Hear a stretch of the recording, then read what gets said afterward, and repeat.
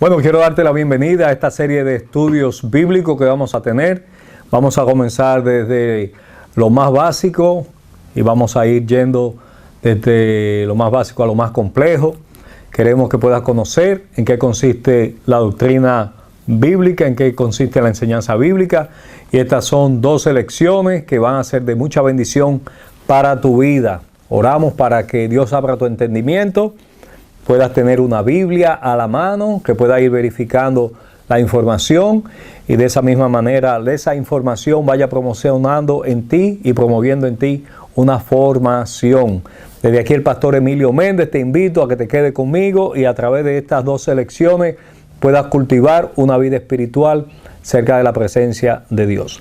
Lo primero que vamos a ver es una introducción a la Biblia. Vamos a hablar de la Biblia como la revelación de Dios. La religión tiene que ver con el intento de un hombre finito de alcanzar un Dios infinito. El hombre quiere, en su necesidad de Dios, acercarse a Dios y se produce lo que se llama la religión. La religión es un intento que por naturaleza, por diseño, el hombre busca a Dios. La pregunta es, ¿cómo puede el hombre conocer a Dios de una manera personal? Este es el punto donde entra la palabra clave, que es la revelación. Dios se ha revelado de diferentes maneras y una de ellas es la Biblia. La palabra revelación significa lo mismo que Apocalipsis, que es la palabra Gala o Galá en el Antiguo Testamento. Estas palabras se refieren a una verdad, un hecho o una persona que está escondida pero que ha sido dada a conocer y traída a la luz. Apocalipsis significa como si fuese quitar un velo, correr una cortina a fin de dejarnos ver lo que hay detrás de ello. La revelación entonces es la actividad por la cual Dios se hace conocer y declara su propósito a la humanidad. Tres fuentes de revelación básica. Dios se revela a través de la creación, lo creado. Dice el salmista, los cielos cuentan la gloria de Dios y el firmamento anuncia la obra de sus manos. Por medio de lo creado podemos saber y entender que hay un creador. Toda cosa que el hombre ha hecho, por ejemplo este reloj, este micrófono, nos habla de que hay alguien, hubo un diseñador detrás de ello. De igual manera la creación nos habla de un Dios creador y por medio de la creación Dios se ha revelado. Pero la revelación de Dios a través de la naturaleza tiene sus limitaciones, pues mediante ella no podemos conocer el amor de Dios, sus planes, su santidad, su justicia, ni la forma de llegarnos a Él. Luego también la Biblia nos habla de la revelación de Dios por medio de Jesucristo. Jesucristo es la revelación suprema de Dios. Por su llegada como hombre mediante el acto de la encarnación, el Hijo de Dios nos da a conocer los hechos de Dios, su amor, sus planes, sus propósitos. De otra manera hubiese sido muy difícil para la naturaleza humana llegar a comprenderlos. Y otra forma en que Dios se nos revela es mediante la Biblia. En un sentido, la Biblia es más abarcadora que las revelaciones anteriores, pues la palabra escrita revela a Dios en términos explícitos, dando amplios detalles de su amor, su propósito para con el ser humano, y la Biblia recoge las declaraciones de Jesús, los apóstoles, los profetas, sus enseñanzas, su vida, el aspecto histórico de lo que fue el pueblo de Israel en la antigüedad. Y son las escrituras las que dan testimonio de Cristo, mostrando mediante el cumplimiento de las profecías que Jesús verdaderamente era el enviado y es el enviado de Dios. Cabe aquí destacar que no mucha gente entiende que la Biblia no es un libro, la Biblia es una biblioteca. Es un compendio de varios libros. En el Antiguo Testamento aparecen 39 libros, en el Nuevo Testamento aparecen 27. Hay algunas denominaciones o algunos grupos que incluyen otro grupo de libros llamados apócrifos o deuterocanónicos. La palabra apócrifo significa escondido, o sea que eran libros que estaban escondidos y después lo salieron a la luz y quisieron incluirlo en el canon bíblico, y voy a explicar lo que es el canon bíblico. Deuterocanónico significa fuera del canon, no estaban en el canon porque eran apócrifos, estaban escondidos. Una vez esos libros, algunos de ellos fueron examinados, algunos entendieron que podían ser parte del compendio de los libros de la Biblia y fueron incluidos unos 8, unos 11, según otros. Pero el asunto es que básicamente el Antiguo Testamento tiene 39 libros, el Nuevo Testamento tiene 27. Hablar de canon bíblico, la palabra canon significa regla o medida, es como la plomada que pone un albañil al momento de colocar los ladrillos, los bloques para que quede derecho. Es esa línea que marca una referencia. Hablar de canon bíblico es hablar de la regla de qué libros deben ser incluidos en ese compendio que se llama Biblia.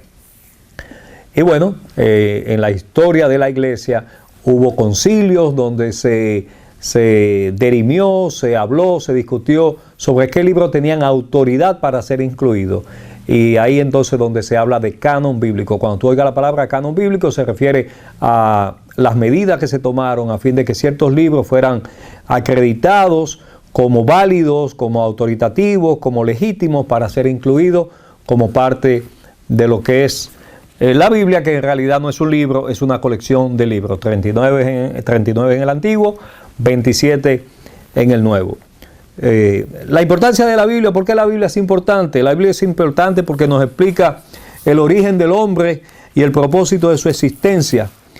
El ser humano incrementa su conocimiento de Dios por medio de la Biblia. La Biblia nos enseña claramente sobre la condición perdida del hombre a causa de su pecado. Y la Biblia también nos dice cómo acercarnos a Dios y de disfrutar de su plan. También la Biblia nos dice cómo andar en este nuevo sistema, en esta nueva naturaleza, en esta vida nueva de cómo agradar a Dios. Y para los cristianos, la Biblia es el libro más importante que jamás se haya escrito. La Biblia, la palabra Biblia, que viene del griego, es una palabra plural, biblión, que significa libro breve, carta o pergamino, de modo que, vuelvo y le reitero, la Biblia significa que es una colección de libros breves o simplemente libros pequeños. Estamos acostumbrados a ver la Biblia como un solo libro, como le dije antes, pero en realidad es una colección de libros. Es una pequeña biblioteca formada por 66 libros. Los autores de la Biblia, hablar de los autores de la Biblia, podemos decir que la Biblia fue escrita en un periodo de más o menos 1600 años, desde el 1500 a.C. hacia el 100 años después de Cristo, por unas 40 personas de diferentes edades, diferentes clases sociales, incluyendo reyes, campesinos, filósofos, pescadores, poetas, estadistas, eruditos, incluso hasta un médico como fue Lucas. Por ejemplo, Moisés fue un líder político adiestrado en las universidades de Egipto. Pedro era pescador, Amós era pastor, Josué fue un general militar, Nehemías un copero, Daniel un primer ministro, Salomón un rey, Mateo un cobrador de impuestos, etc. Estos hombres escribieron en 3 diferentes continentes, Asia, África y Europa. Además escribieron en diferentes lugares y circunstancias. Moisés escribió en el desierto, Daniel en la ladera de un cerro y en un palacio, Pablo dentro de una cárcel, algunas de sus cartas, y Lucas mientras viajaba. Juan escribe su revelación de Apocalipsis en la isla de Patmos. Es interesante notar que estos hombres escribieron en épocas diferentes, en lugares diferentes, en situaciones distintas. Sin embargo, la Biblia mantiene una unidad extraordinaria, un hilo conector de un solo propósito, el tratado de Dios hacia su pueblo y sus ofertas de salvación. Esto muestra que hay un autor quien sopla, quien inspira a los autores bíblicos, que es el Espíritu Santo. Y como típicamente la Biblia está impresa en blanco y negro, hoy día hay hasta una Biblia que se llama la Biblia arcoíris, pero la típica presentación de la Biblia es en blanco y negro, y me hace recordar y me hace reflexionar que así mismo ha sido la historia, una historia escrita en negro pero con un fondo blanco. El negro representa el pecado del hombre, lo blanco de las páginas la santidad de Dios, y esa es la manifestación y la revelación de toda la Biblia, un hilo conector desde la caída del hombre hasta la restauración del hombre. La Biblia se divide en 2 partes básicas, Antiguo Testamento, Nuevo Testamento. Cuando hablamos de testamento, Estamos hablando de un pacto, estamos hablando de condiciones, estamos hablando de ciertos lineamientos generales que se circunscriben a una serie de reglas y de pautas y de normas que regían el antiguo pacto y otra forma de funcionar en el nuevo pacto. De manera que la Biblia se divide en Antiguo Testamento y en Nuevo Testamento. Es muy importante que tú entiendas lo siguiente, porque hay mucha confusión, aún en predicadores, aún en iglesia, aún en cristianos de muchos años, esto que te voy a decir. Oye bien, aunque la vida de Jesús aparece en el Nuevo Testamento, Jesús estaba viviendo dentro del antiguo pacto, Jesús estaba viviendo dentro del Antiguo Testamento. No es sino hasta el punto en la cruz donde Jesús dice, consumado es, que entra en efecto a raíz de su sacrificio y a raíz de su resurrección, entra en efecto el nuevo pacto o el Nuevo Testamento. ¿Qué te quiero decir con esto? ¿Qué te quiero enseñar con esto? Que cuando tú estés leyendo el Nuevo Testamento, los evangelios específicamente, tienes que mentalizarte que todo lo que está aconteciendo en el caminar de Jesús, en el peregrinar de Jesús, en su ministerio terrenal de aproximadamente 3 años y medio, todo eso todavía Jesús estaba operando dentro del antiguo pacto. Por eso tú vas a ver a Jesús yendo a la sinagoga en día sábado, por eso tú vas a ver a Jesús celebrando ciertas fiestas que eran parte de la cultura judía.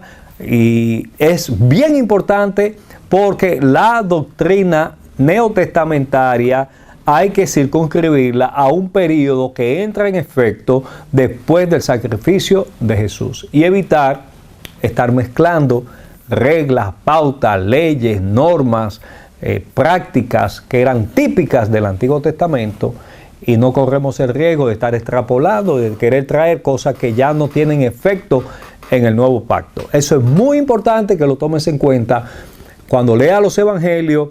Mentalízate, ubícate en el contexto de que Jesús está viviendo dentro de la ley, los efectos de la ley, dentro del contexto del cómo operaba en el Antiguo Testamento. Aún tú estés leyendo la vida de Jesús en los evangelios, no es sino, vuelvo y te reitero, hasta que Él resucita, el libro de los Hechos, ya hacia adelante, ya ahí está hablando del periodo de la gracia, el periodo de la iglesia, el periodo donde entran los gentiles a ser también recipientes de la gracia de Jesucristo y de la salvación por medio de Jesucristo, y ya se supera el antiguo pacto. Pero mientras Jesús está caminando en la tierra, por 3 años y medio aproximadamente, Jesús está operando bajo los efectos de la ley, bajo los efectos del antiguo pacto. Entonces la Biblia se divide en esas 2 grandes partes, el Antiguo Testamento y el Nuevo Testamento. A veces hablamos de los escritos neotestamentarios refiriéndonos al Nuevo Testamento, y hay quienes dicen los escritos antiguo testamentarios, pero la palabra correcta es veterotestamentario. Los escritos del Antiguo Testamento entonces son escritos veterotestamentarios. El Antiguo Testamento y la historia del pueblo de Dios antes de Jesucristo, mientras que el Nuevo Testamento registra la vida, enseñanzas y hechos de Jesús y la iglesia del primer siglo. El Nuevo Testamento fue escrito después de Jesús. La palabra testamento significa un acuerdo o pacto. El Antiguo Testamento menciona varios pactos o acuerdos entre Dios y el hombre antes de Jesucristo. El Antiguo Testamento es el relato del fracaso del hombre, del intento del hombre de vivir de acuerdo a sus responsabilidades para con Dios y de las actividades de Dios para proveer el perdón de los pecados del hombre. El Nuevo Testamento, por otro lado, nos da el relato del nuevo pacto de Dios para con el hombre, el cual y en el cual Él muestra su amor, perdón y misericordia a través de Jesucristo. El Antiguo Testamento, como te decía antes, consta de 39 libros, escritos casi todos originalmente en hebreo o arameo, y fue el idioma común entre los judíos algunos siglos antes de Jesucristo. El Nuevo Testamento tiene 27 libros, fueron escritos en griego, que era la lengua de comercio y comunicación en la época de Jesucristo. Es como si hoy día el inglés, pues el griego, dado que el Imperio Romano se había esparcido a todo lo ancho del mundo conocido, el griego pasó a ser esa lengua que abarcaba la vida comercial y cultural del mundo conocido. El griego utilizado por los escritores del Nuevo Testamentario, de los escritos neotestamentarios, se llama griego común o también llamado griego koiné. Este era el griego común usado ampliamente en el Imperio Romano, no el idioma clásico utilizado por algunos filósofos como Platón y otros. Entonces tenemos los libros de la Biblia. En el Antiguo Testamento tenemos los primeros 5 libros de la Biblia, que también se conocen como el Pentateuco. Penta significa 5. Acuérdate la figura del pentágono en geometría. El pentágono tiene 5 lados. La palabra Pentateuco también significa 5. 5 libros, en este caso, 5 libros que se le atribuyen a Moisés como escritor de ellos, y son Génesis, Éxodo, Levítico, Número y Deuteronomio. Esos primeros 5 libros también los judíos le llamaban la Torá, para referirse a los escritos de Moisés. Génesis, Éxodo, Levítico, Números, Deuteronomio. Sería bueno que lo repitieras. Génesis, Éxodo, Levítico, Números y Deuteronomio. 5 libros que se atribuyen a Moisés. Esos son los primeros 5 del Antiguo Testamento. Luego están los libros históricos. Fíjate la clasificación. El Pentateuco, los 5 libros, también conocidos como libros de la ley o la Torá, los 5 libros de Moisés. Luego están los libros históricos, que son 12. Josué, Jueces, Ruth, Primero de Samuel y Segundo de Samuel. No se dice Primera de Samuel, porque es un libro, ¿ok?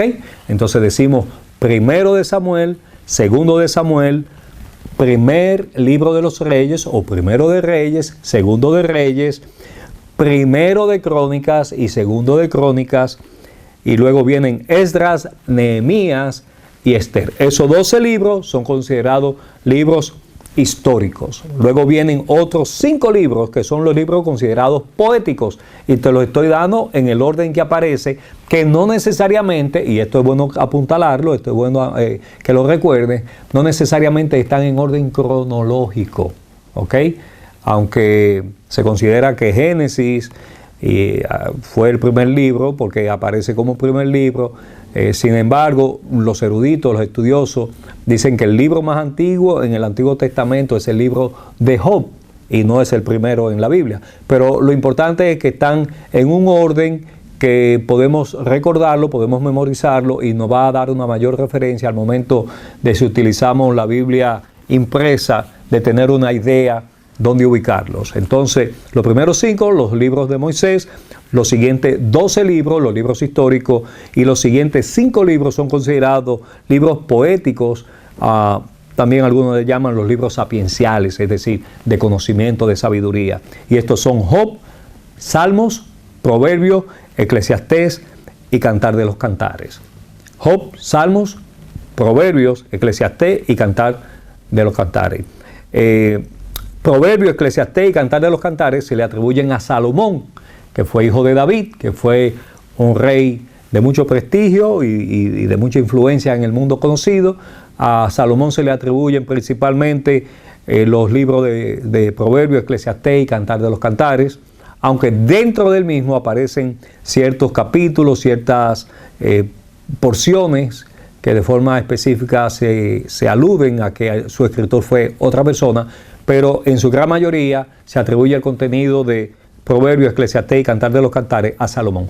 Luego entonces el libro de los Salmos, también en su mayoría, casi siempre hablamos de David, pero hubo otros salmos escritos por otros individuos, incluso por grupos en el libro de los Salmos. Entonces el libro poético, Job, Salmos, Proverbios, Eclesiastés y Cantar de los Cantares. Y luego la otra parte del Antiguo Testamento cierra con los profetas, que se dividen en dos: los profetas mayores y los profetas menores. Cuando se hablan de mayores y menores, no se está hablando de mayor de edad o menor de edad. Básicamente el criterio de profetas mayores y profetas menores tiene que ver con la amplitud de contenido de los libros. Entonces los profetas mayores están Isaías, Jeremías, Lamentaciones, Ezequiel y Daniel. Esos 5 componen los profetas mayores: Isaías, Jeremías, Lamentaciones, Ezequiel y Daniel. Jeremías y Lamentaciones se le atribuyen al mismo autor, que es Jeremías. Se llama el libro Lamentaciones y vamos a estar hablando de eso más adelante cuando profundicemos un poco en los libros de la Biblia. De ahí mismo viene el nombre de Lamentaciones. A Jeremías se le conoce en el ámbito cristiano, evangélico, bíblico, los eruditos, como el profeta llorón. Y el libro refleja las manifestaciones de las lamentaciones de Jeremías en su época, ¿ok? Entonces los profetas mayores, repetimos, Isaías, Jeremías, Lamentaciones, Ezequiel y Daniel. Y entonces cierra el Antiguo Testamento con 12 profetas menores. Puedes utilizar la referencia de que hay 5 libros al comenzar, que es el Pentateuco, luego hay 12 libros que son los históricos, volvemos a 5 libros poéticos sapiensales, tenemos 5 profetas mayores y luego tenemos para cerrar el Antiguo Testamento 12 profetas menores. Si te fijas, 5, 12, 5, 5, 12. Esa es una buena referencia para que en tu mente tú vayas ubicando cada porción del Antiguo Testamento y te familiarices con el contenido de la Biblia como un todo. Entonces los 12 profetas menores son Oseas, Joel, Amós, Abdías, Jonás, Miqueas, Nahum, Habacuc, Sofonías, Ageo, Zacarías y Malaquías. ¿Ok? Esos son los 12 profetas menores. Acuérdate de los 12 discípulos, acuérdate de las 12 tribus de Israel. Es una buena referencia para ubicarte en el contexto bíblico. Ese es el Antiguo Testamento. Recuerda que son 39 libros el Antiguo Testamento. El Nuevo son 27 libros. Tenemos 4 evangelios que son Mateo, Marcos, Lucas y Juan. Esos 4 evangelios, solamente 2 de ellos fueron discípulos directos de Jesús, que fueron Mateo y Juan. Marcos no fue discípulo de Jesús, ni tampoco Lucas, aunque posteriormente todo persona que sigue la doctrina de Jesucristo, sus enseñanzas, obviamente es un discípulo. Nosotros mismos somos discípulos de Jesucristo, pero no caminamos con Él, literalmente hablando, pero solamente Mateo y Juan caminaron con Jesús. Tanto Marcos como Lucas hicieron trabajos de investigación, de compilación de los hechos, escucharon por ahí las narraciones de los eventos, lo compilaron, lo escribieron y han dejado ese legado a la posteridad. ¿Ok? Luego entonces está el libro de historia, que es el Hecho de los Apóstoles. Hay quienes dicen que son hechos del Espíritu Santo, porque el Espíritu Santo fue que movió a los apóstoles, pero fue la iglesia naciente, todos los acontecimientos que comenzaron a darse. Y Lucas, el mismo autor del Evangelio de Lucas, el cual era médico, es quien hace también un trabajo de investigación y vivió también muchos de los episodios que son narrados en el libro de los Hechos, andando y caminando y ministrando con los apóstoles. Entonces Lucas escribe el libro Los Hechos de los Apóstoles.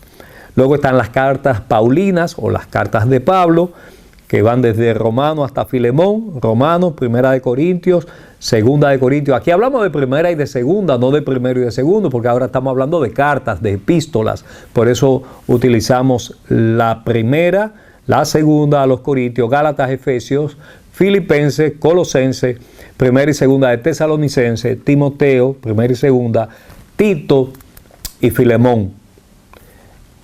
Mucho ojo, es bueno que entiendas que, por ejemplo, la carta a los romanos como Corintios, como Gálatas, Efesios, Filipenses, Colosenses y Tesalonicenses son gentilicios. Era el nombre a la comunidad cristiana naciente en esas ciudades. Entonces, cuando Pablo escribe a los cristianos que están en Roma, le escribe esa carta a los romanos. Cuando Pablo le escribe a los que están en Tesalónica, le escribe a los tesalonicenses. Cuando está escribiéndole a los que viven en Corinto, le está escribiendo a los corintios. Cuando escribe a la ciudad de Éfeso, le está escribiendo a los que vivían allí. Los cristianos que vivían allí eran efesios. Es como si escribiéramos hoy una carta a los que viven en Puerto Rico, pues le estamos escribiendo a los puertorriqueños. Si es a los colombianos, pues están en Colombia. Si escribimos a la República Dominicana, le estamos escribiendo a los dominicanos, a los cubanos y así sucesivamente. Pablo utilizó el gentilicio de las iglesias a quienes él les escribió. Sin embargo, nos encontramos con Timoteo, Tito y Filemón, que ya eran cartas pastorales, eran cartas personales, y aquí fueron dirigidas a individuos, no a comunidades de cristianos como fueron las otras, ¿ok? Entonces Timoteo, tenemos registrado que le envió un par de cartas, primera y segunda carta a Timoteo, una carta a Tito y una última carta a Filemón. Luego entonces están las cartas generales, que no tienen un destinatario específico, y si lo tuvo, pues se hizo extensivo el contenido de esas misivas, de esas cartas, de esas epístolas, y son las cartas consideradas generales, que son 8. Está Hebreos, Santiago, Primera de Pedro, Segunda de Pedro, Primera, Segunda y Tercera de Juan, y Judas. Y cuando hablamos de Judas no nos estamos refiriendo al traidor. Este Judas fue un hermano sanguíneo de Jesucristo, que fue contado también con los apóstoles y que escribió esta carta. Entonces está la carta a los hebreos. Algunos piensan que Pablo fue el autor de esa carta, sin embargo, contrario a las cartas paulinas, donde él se autoidentifica en el contenido de ella, en esta carta él no aparece como autor, por lo menos él mismo no lo dice. Hasta el sol de hoy, los estudiosos no logran determinar quién fue el autor o la autora del libro de los Hebreos. Sin embargo, su contenido es indubitable, que hay una fuerte influencia, hay una presencia de inspiración por medio del Espíritu Santo. Y al final del día, pues toda palabra es inspirada por Dios, dice ella misma. Y por último, entonces está un libro profético, que es el sello de cerrar el contenido, el canon bíblico, que es el libro de Apocalipsis, el cual fue escrito por Juan, el discípulo amado, el mismo que escribió las 3 cartas generales y también escribió el Evangelio de Juan. Entonces tenemos 4 evangelios, un libro histórico, 13 cartas paulinas, 8 cartas generales y una última carta, porque el libro de Apocalipsis es una carta, pero de contenido profético, tanto en el tiempo en el que se escribió tuvo su vigencia, como también su contenido trasciende a lo que son las profecías, llamamos escatológicas o del fin. Escatológicas significan los tiempos del fin. Ok, pues queremos que nos dejes tus comentarios aquí abajo, tus preguntas, tus inquietudes. Queremos que este sea un medio donde podamos llevar el discipulado, la formación bíblica a tu conveniencia, que tú puedas escucharlo en tu vehículo, en tu break de trabajo, en tu casa, tranquilo, con tu familia, puedas profundizar en la Escritura. Algunos de los estudios que tendremos a continuación, vamos a estar viendo pasajes específicos, vamos a estar profundizando en la palabra, y queremos que esto sea de bendición para tu vida. Así que dale like, suscríbete, compártelo, y vamos a echar hacia adelante el reino de Dios. Dios te bendiga y nos vemos en la siguiente lección.